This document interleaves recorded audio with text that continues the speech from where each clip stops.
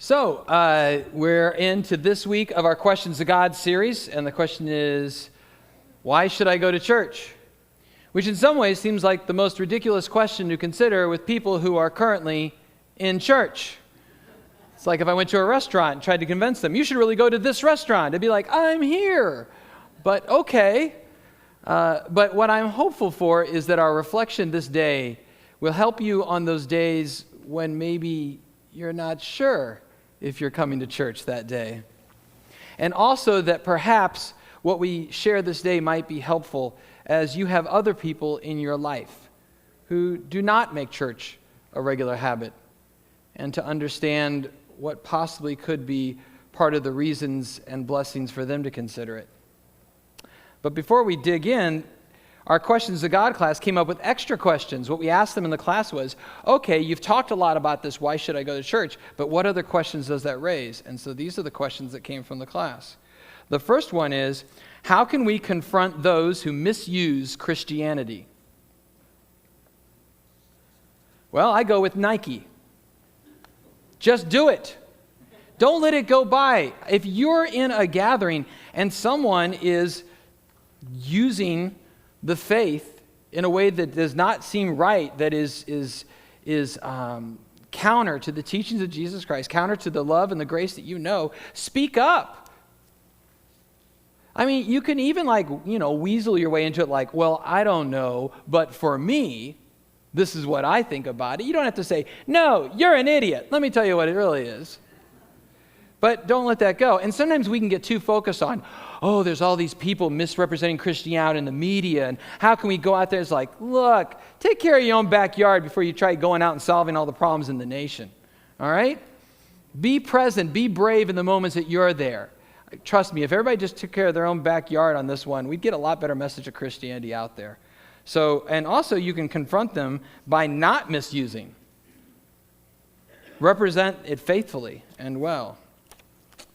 How do we make a church family? Well, it takes the Holy Spirit, I think, to do that. But I think that what we can do to cooperate with that and be a part of that is that you do that thing that Jesus said and that the choir sang about, that you love one another. I know how to make a church into a dysfunctional family. Just read the book of Genesis. It's filled with a whole bunch of, it's the book of dysfunctional families if you read through that thing. But love one another. Be careful with your words. It matters how you treat one another in the context of church. It matters so much. Because when you lose your cool or decide it's time for you to get your righteous stick and beat someone with it with words and attitudes, you are damaging their connection with God. Be careful.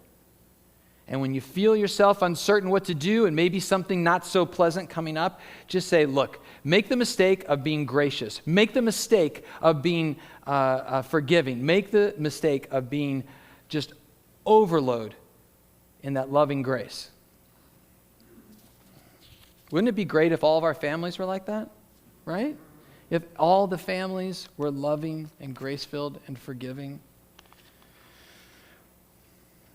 What are people that go to church doing or saying that discourage others to attend church? Well, I think it goes back to the last question. We can be awful to one another. We can rip someone apart because they accidentally put something on the wrong shelf, right? Or we can or we play that thing like, well, look who walked through the door. I hope the ceiling doesn't fall. Oh, Lord. Someone who finally comes back to church after a long period of time does not need your, stand-up routine, okay? That really causes a lot of damage. I'll tell you that right now. How do we get adult children raised and confirmed in the church to come back after college or even after high school? Well, show them that it's worth it. I mean, if you're a miserable wretch here, who would want to come back to it, right? I mean, constantly be taught. You tell the stories you want retold. Talk about how amazing it is to be part of this church family. Talk about how much you value it. Talk about the value it has in your life. I'm not saying it's a 100% conversion rate, but here's the thing. that what's most convincing, not just your own children, but the other people, is the impact it's having on you. The likelihood of someone going to your favorite barbecue restaurant, if you never talk about how much you like the barbecue there, is very low. By the way, Jim and Nick's Barbecue in Nashville, it's incredible. Locally, Beast Barbecue. I'm going to put that out there. Across the river, Pappy's. I'm just putting it out there. Churches, First United. How do we help our own family attend church? So I'm thinking so maybe there's people who's in the household now, not just like grown children. How do you help them attend church? It's the same thing. Show them that it's worth it. Also, make it as easy as possible for them. And, when they're younger, don't let them choose. I mean, I'm just going to throw that out there. Like, if you're like your 3-year-old says, like, I don't want to go to church, you're like, well, okay, I don't want to force you. I'd hate for you to hate Jesus. And so then they go through their whole life and they never come to church. And you go, well, we're just letting them choose for themselves. Choose between what? If you never introduce, let me go back to barbecue. If you never introduce a kid to burnt ends or brisket, what are the odds that they're going to grow up loving brisket? Not much. Well, maybe they'll wander into a barbecue place someday and be like, what's this? I've never seen this. And then they taste that piece of heaven. But, yeah, letting people choose without showing them what it is an interesting approach. Well, those are the questions that came from the class. Hope that wasn't too snarky, but it was my honest answer. A lot of this, it reminds me of during the pandemic, I discovered this app called Noom. Many of you may get hit up with advertisements over Instagram and email about Noom. Noom is a weight loss app. It has helped me to be a little better about the way I eat and the way I take care of myself. The interesting thing is about the Noom app is that when I open it up, and I enter in my weight for the day, it doesn't say, good Lord, fatso, what's wrong with you? I don't know if you realize that, but it doesn't do that, right? Or like when I enter in like the food that I ate, it's like, well, now we know why you gained that pound 2 days ago, buddy. It doesn't do that. It doesn't berate me. It doesn't tell me I'm a bad person. It has 4 things that it kind of does. 1, it tracks my movement. It knows how much I'm moving around, so that's a good practice to have.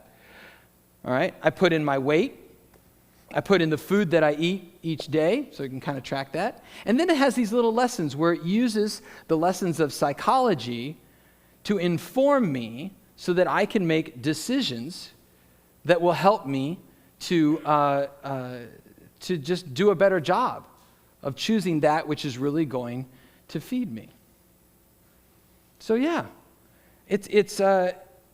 we could probably learn a little something about faith from something like that new map. It's about finding the right encouragement. It's about finding the things that can motivate, truly motivate. But it definitely doesn't involve berating or telling someone they're awful.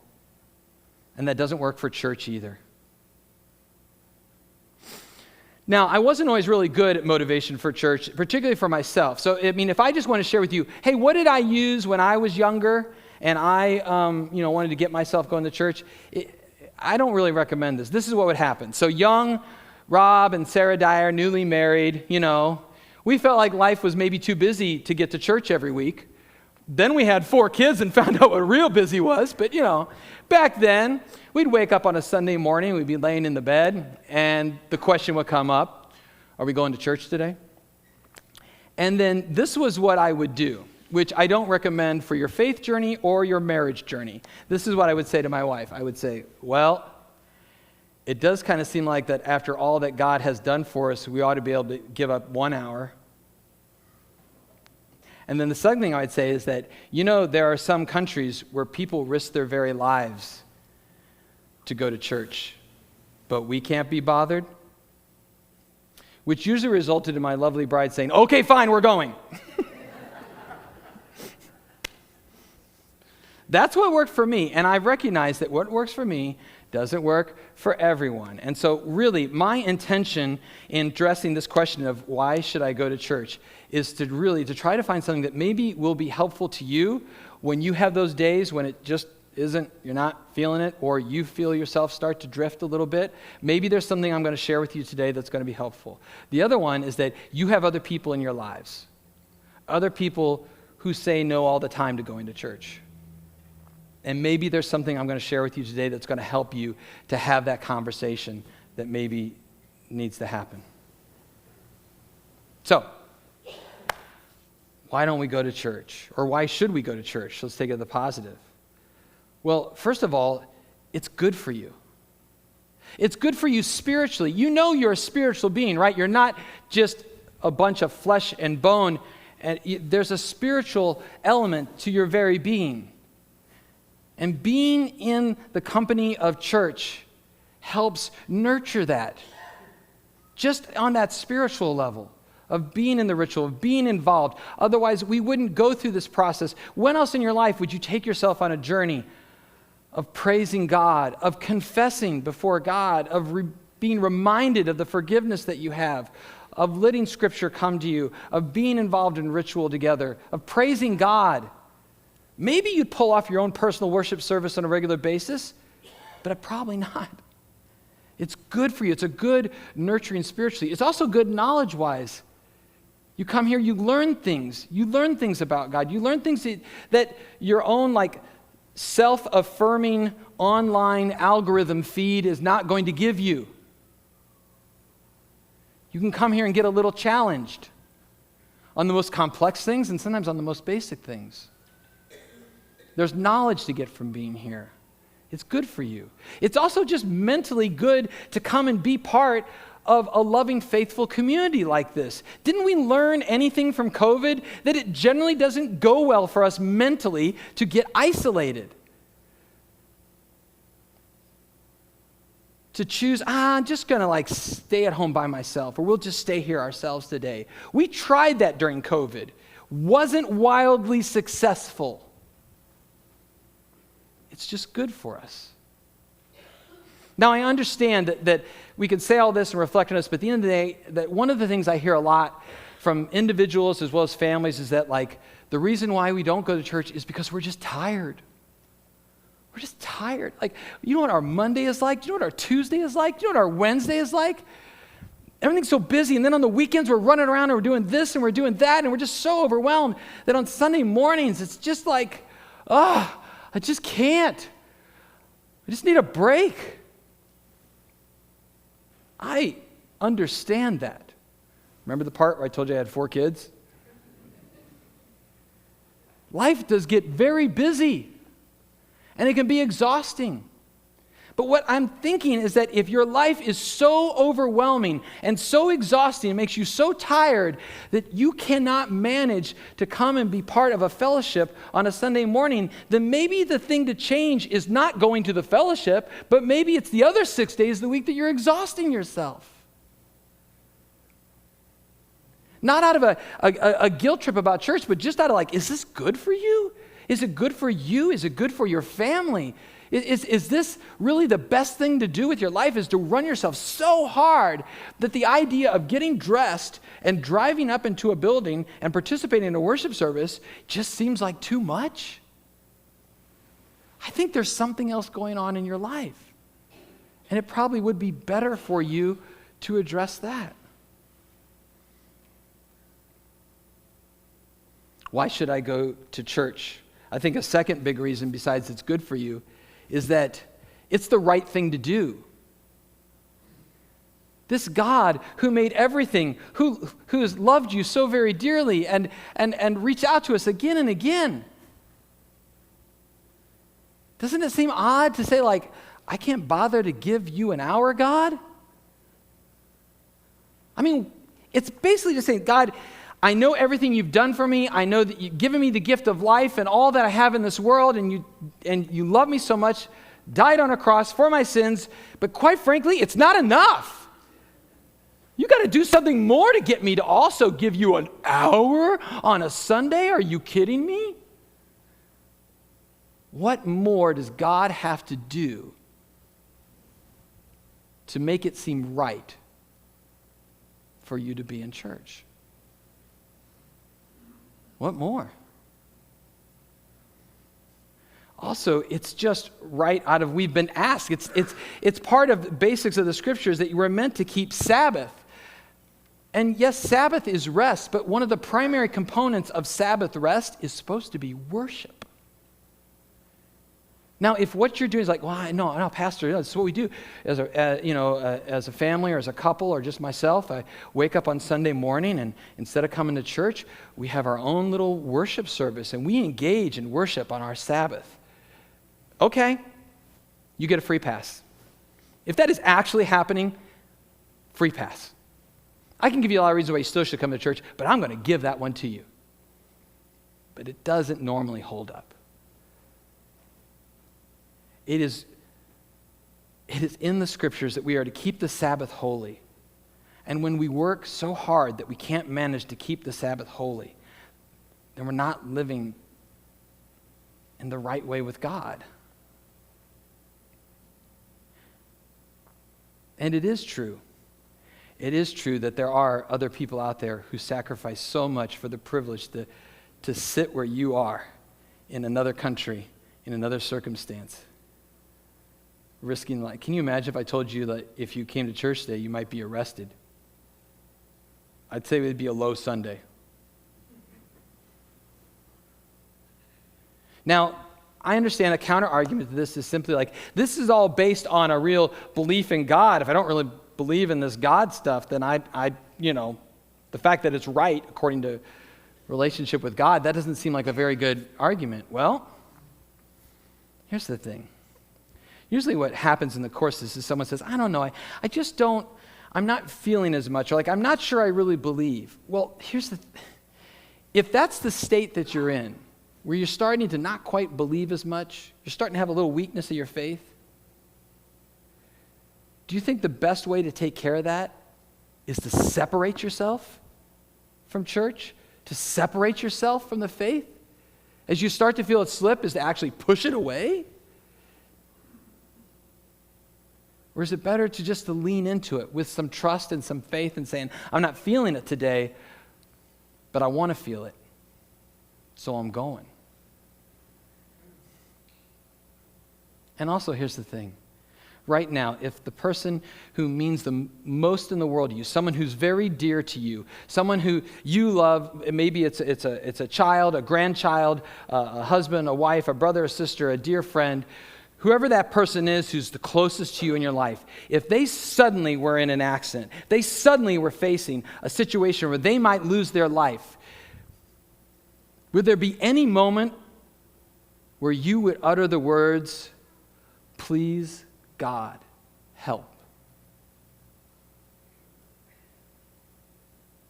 Even if you're not quite sure you fully believe, is it likely that maybe sitting in that waiting room at that ER that you might put your hands together, or you might close your eyes for a moment, or that you might think to yourself, please, God, help? If so, there's still something in there. There's still some faith in there that it'd be good to stick in a church every once in a while.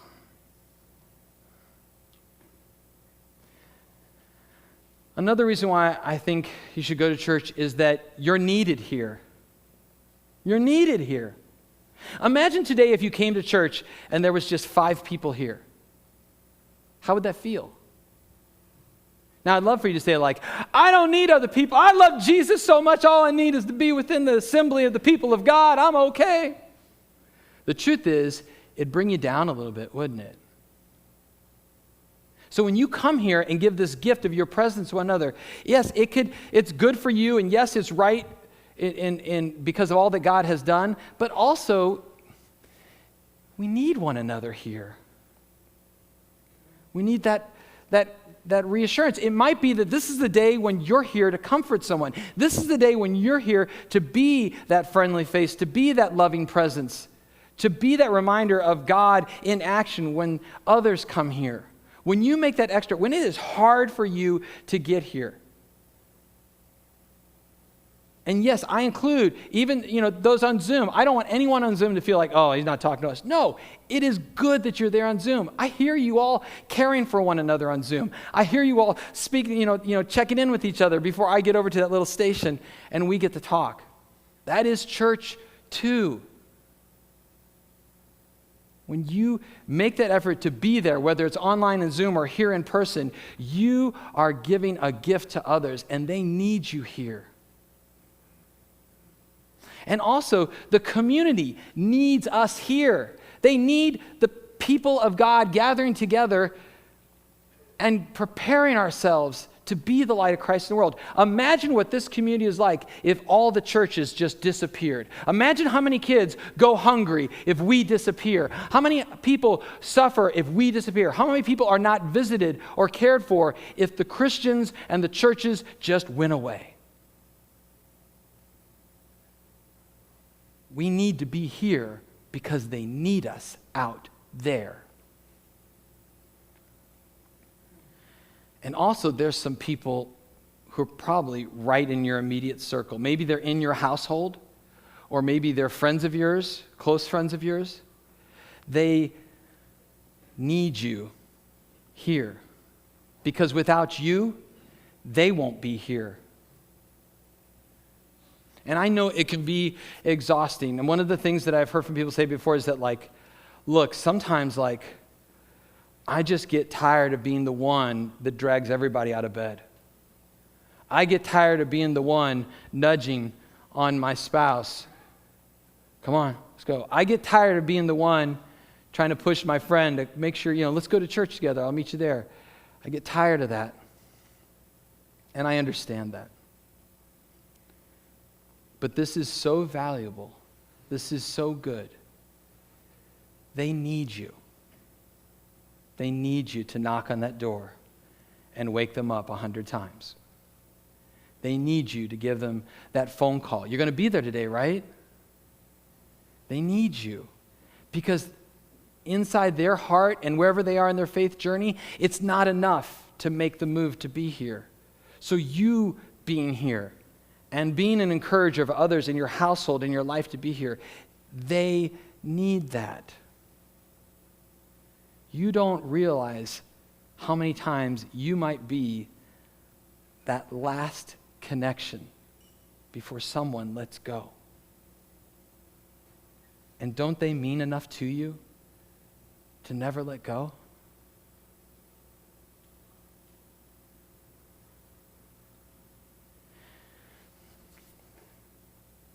I know this all can seem really heavy, but I don't do you any good by pulling some of these punches. It's what I truly believe. I think it's what we teach in the church on a regular basis, that this is good for you. God didn't create all these things because God needed your worship. It's not like God's like, oh, come on, I wish you guys would worship me. We need worship, not God. We need the community, not God. We need this, and it is right that we do it. And there's other people around us who need us here. Look around you. Don't you see people that you're really glad they're here? Doesn't it help? This might be the day that someone needs you out there to simply say hello, to simply say, I'm glad you're here. How can I help? It's just too important to choose anything else. Don't get me wrong. There's some Sundays where I'm thinking to myself, boy, it'd be great if I could just sit at home and have pancakes. But then I remember I'm the pastor. I can't do that. I hope that there's such a movement of faith in your life that you can always choose Jesus over pancakes. Hallelujah. Amen.